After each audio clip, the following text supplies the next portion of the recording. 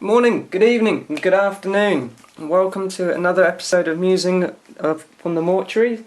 I'm your host, and today I'm going to be talking about my Tournament 8 that I'm taking next week.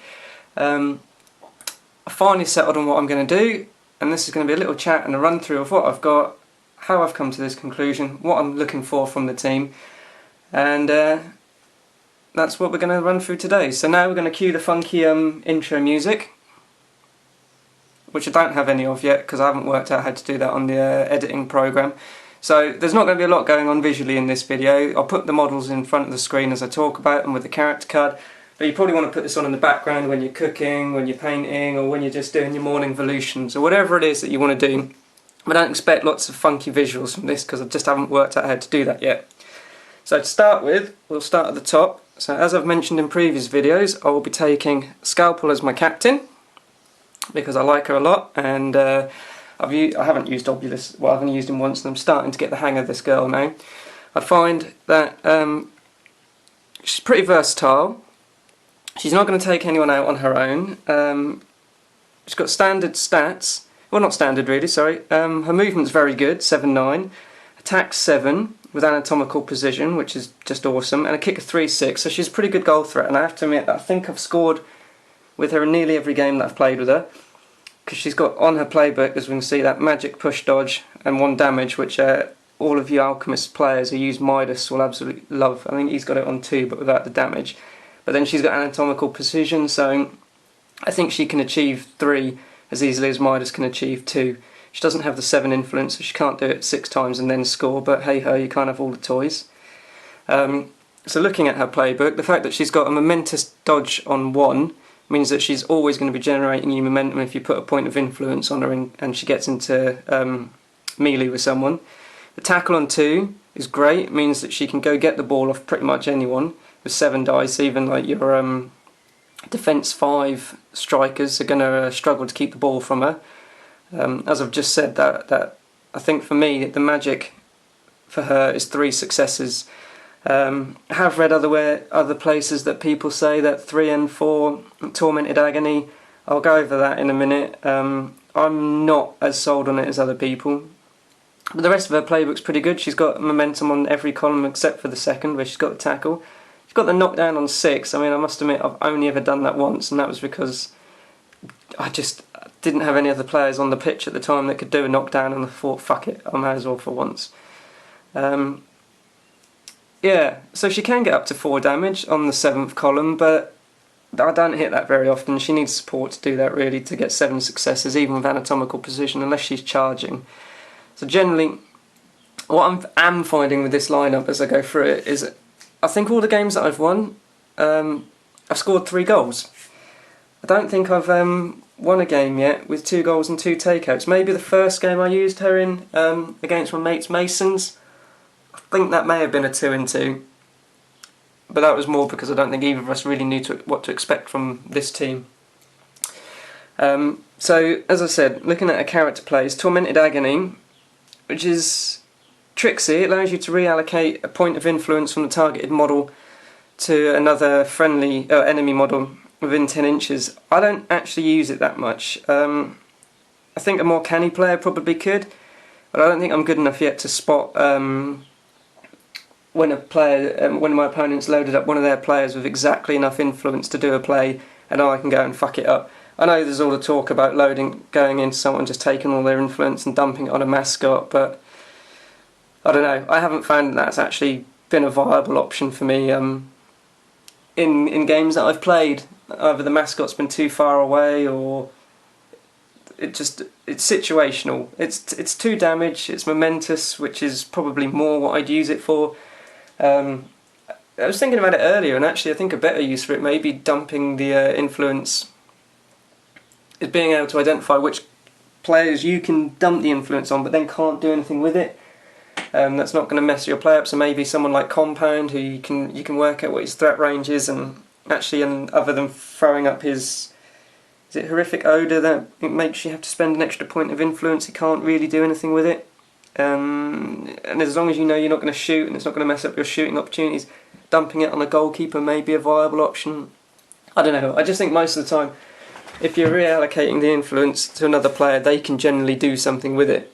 And I have read the talk about you can target someone, shut them out with silence if they're a weakened opponent, and then dump all the influence on them and then beat them up. But it just hasn't happened for me yet. I'm not saying it can't be done, it just hasn't happened. Her other ability, Second Wind, love this ability, awesome. And the fact she can do it as a heroic, so she can spend momentum on it, effectively makes her an 8 influence captain like Obulus. That ability is brilliant. And in a scoring team, I've had Mist reposition on the first turn, I think what would be almost 20 inches across the board. So he started on one side and it just wasn't viable to go up that flank, and then I second winded him and he got all the way around to the other side and set him up for a second turn goal. So that was brilliant. And also obviously the tricksies of scoring and then repositioning 7 inches and then 4 with the dodge. You can get her 11 inches away from where she was. She can then score herself, which I've done with Scalpel plenty of times, and then reposition to threaten the striker, who is likely to be the target for your opponent to kick the ball out. So that then puts pressure on them, because again, as I've just said, she's got a tackle on 2, so if you get into base contact, counter-attack, tackle the ball back, makes it difficult for them, even if they take a parting blow, low tackle. So that's pretty good. Wake the Dead, never used this yet. Spend 2, gives them reanimate. I think it's situational. I think generally because I like to activate Scalpel later in the turn, because though she can score, she doesn't necessarily have the threat range of Class A strikers like Mist and Flint. She needs to push dodge someone into that area, and I generally like to have her activated a little bit later so I can see where people are and choose my opponent or choose the model she's going to go into with a little bit more care, because she's not the most fragile captain, but at the same time she just doesn't have the ability to take someone out on her own. That's not her job. She needs to go in, stab, stab, stab, and then second wind out if possible. I mean, that's another thing. If you go in, do some points of damage, second wind her so she gets out, and then her parting blow, because of slippery, she becomes a 5-1. So that's something I need to look at doing a bit more with her that I haven't done yet, is borrow another model. Silence can be here for the demo. Is go in, do some attacks, and then get out of there, and then if they're parting blow, they can only do a knockdown, a few points of damage or something, and then it allows her to get out and go support someone else. So I need to think about that a bit more, try and be a bit more canny with that. So then I think that's mainly what I like about her playbook. There are lots of dodges, which, see if that will focus. There we go, lots of dodges, which, coming from my background of playing a brewer, that's nice. It allows her to get around, move around models, disengage with the push dodge, and then go for the goal. 3-6 becomes 4-6 of bonus time, so she regularly scores goals. She's good for me. I like her a lot. Anatomical precision, as I've already said, -1 armour. That's just brilliant. Masons hate her. I've played against the Masons once, and Flint just cries. Flint is one of the few players she can reliably take out on her own, because he becomes 3s and nothing, so she just rinses him. Slippery, very good. Don't use it enough. 5-1 on a parting blow. Especially if she goes in against a striker, I think. Although most of them have got a tackle on 1, so maybe that's not such the best position for her. But, you know, a midfielder, someone like that, 5s on 1, 6 dice. I don't know, maybe they get 1 success, maybe they get 2, but then they lose 1 because of her armour. I don't know, it's a thing. It's something I need to think about. Heroic play is awesome, although she is quite greedy with it. I was talking to Jamie P about this the other day, and like he said, she wants to be using it on herself a lot of the time. And I find that is kind of how I play her, because she'll go off, do her thing, and then need to get back to safety. Her legendary, I think this is really underrated. I think it's such a sneaky little ability. It allows you to do things. It allows you to bypass a lot of defensive tech that a 1-inch model can't normally do. Because if again, in borrow silence, if he's got unpredictable movement, she's only got a 1-inch melee, she's going to trigger it and they're going to get away. So if she stops just outside the inch, uses her legendary, pulls them in, bang, no unpredictable movement. But then, and I know it's once per game, and people may argue maybe if it was a heroic, or if you could do the 3-inch push in any direction, it'd have more control elements. But I like it. I think I've used it to pull a goalkeeper out of the way. I've used it on turn 1 when someone's positioned a shark in the position he thought was out of threat range. She's gone in, voodoo strings, pulled him into her threat, push dodged him back into my lines, bang, just nullified him. I think the thing with voodoo strings is you need to be looking at maybe just pulling 1 or 2 key people. I hear about, like, you know, you try and pull everyone into position and then unmask them to get the unmasking off. It's just not going to happen. Like, if you're trying to do that, you're not going to get use out of it. So I think that's pretty much Scalpel summed up there for me, and from what I expect from her. Like I say, I normally expect 1 goal, assist in a takeout. But as I said, I think like all the games I've won, I've won by scoring. I haven't actually got the takeouts. So player 2, Dirge, and I don't use him at all well. I know people, it's generally considered that he's not great. 5 health boxes, 5 and nothing defence, but I've just not used him well. In the last game I played against Alchemists, I just completely forgot that Noxious Blast does 2 damage and then puts poison on him. So by the end of the first phase he was on 1 health, which meant he was easily taken out on the second turn, which I don't have a problem with Urge getting taken out, because largely I want him to get taken out so they lose the momentum and he comes back and can then sort of freely go around the board giving assists. So it's not the fact that he got taken out was the problem, it's just how I let him get taken out. He was too cheap. I think the one time I've actually ever thrown tack dice with him was with a counter attack on crowding out. I managed to get 1 success and singled out Brick, and that was pretty cool. I was pretty happy about that. But I need to figure out more what I'm doing with Dirge. I don't think he's just a mascot who's there just to goaltend. His movement of 8 makes him a good ball retriever, but I've just never had a situation where he's been able to do it and not. I don't know. I just need to figure him out. So people on Saturday, please don't target Dirge and just take him out. I want a chance to figure him out. Next up, Silence. I really struggle with Silence. I just can't get work done with him. He always gets included because of that 3 influence, and because I have 2 1 influence players, he gives me the influence I need to get things done with them. And I know Shut Out and Tucked are amazing abilities, but I never get them off. I find that maybe it's because I've been playing the Alchemists a lot recently, and they've got a lot of 4+ and a lot of 5+ defence models, and I'm just 50-50 chances come off, like 1 in 4 for me. And then I feel I know he needs to activate first to get that off, and if I activate him first and try and get it off and I don't get it off, I feel it then just leaves me kicking myself and being frustrated. Generally what I'll do is I'll start the turn, if I kick off, I'll kick with him, give him 2 for Noxious Embalming Fluid, and try and burn someone to increase the threat range of someone like Graves, who benefits from the opponents being damaged. But I'd need to figure him out more. There's more to this guy. I know he's a really good player. He's slow as fucking icebergs. But the 4-7 kick, he's good at moving the ball around in the midfield. I need to do that more. And I know that people say like the key to getting his Shut Out and Tucked is you give him 2, he goes and he attacks someone, he gets the momentous 2 or the dodge, and then uses that to bonus time it. But again, it's an extra influence, I'm investing in it, and it's still not even guaranteed to go off, and then it just feels like a wasted opportunity. So I need to get more work out of him, but he's always in my lineup just because of that 3 influence. And I've played games recently where he's done nothing other than give out influence to other players, but you know, I've won some of those games, so I'm happy with that. So then in this team, the other guy who's always in is Mist for the goal threat, because like I said, I'm winning these games by goals, and Mist gives me that goal threat. I mean, we all know 8-inch sprint, 2-inch melee on a striker. I think only Vitriol is the other striker who's got 2-inch melee, and it's so good. It means he can go in, get guys like Flint, he can get Friday, he can get round players like Smoke, Midas, these other guys and girls who are goal scoring threats, who have unpredictable movement. He can deal with that. He's got the ability to go in there. Okay, his tackle's not momentous, but he can get the ball, he can get it out, and he can get out of there with Where'd They Go. The guy's just a demon at scoring goals. He normally gets me 2 goals per game, that's his target.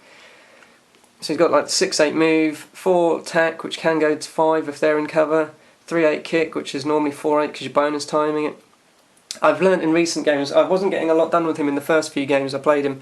That's because I was too worried about him getting hit with 5s and nothing and only 12 health. I was too worried about losing him. And what I've done in recent games is and again I have to give a shout out to Jamie P for this advice, is I'm keeping him about 16 to 18 inches away from the enemy's goal, and he can just wreck face from there. He can go in, he can score. He's got the tech to get round compound, tenderizer, even brick, because where they go he can dodge into their threat ranges and not trigger the charge, the counter charge. He's also got the 2-inch melee, as I've just said, so he can engage them and then just get the 1-inch dodge and get out again. So yeah, Mist is always in. Mist gets me goals. I know Straw calls him Mist because he misses with him all the time, but I don't think I've missed with him yet, so here's to you. The other guy I really struggled to drop is Ghast. I love this guy. I just think he's brilliant. And I found in games recently, what my opponents have started to try and do to nullify him is just not attack him, because if they attack him they've got to spend the extra influence because of fear.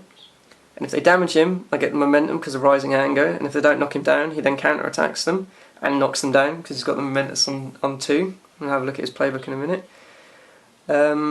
So then if they're not attacking him, if they're not hurting him, great, he's just wandering around putting people on their arse, which I'm happy with.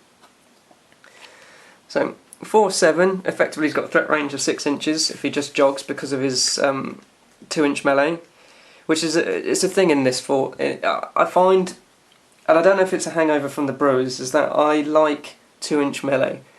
So I like to always have at least 2-inch melee because it deals with so many problems. There's so many like 1-inch melees that have got unpredictable movement and things. It allows you to hit someone and not get counter-attacked. Yeah, so I'm a big fan of that. I mean, Mist brings 2-inch, Ghast brings 2-inch, the next guy brings 2-inch.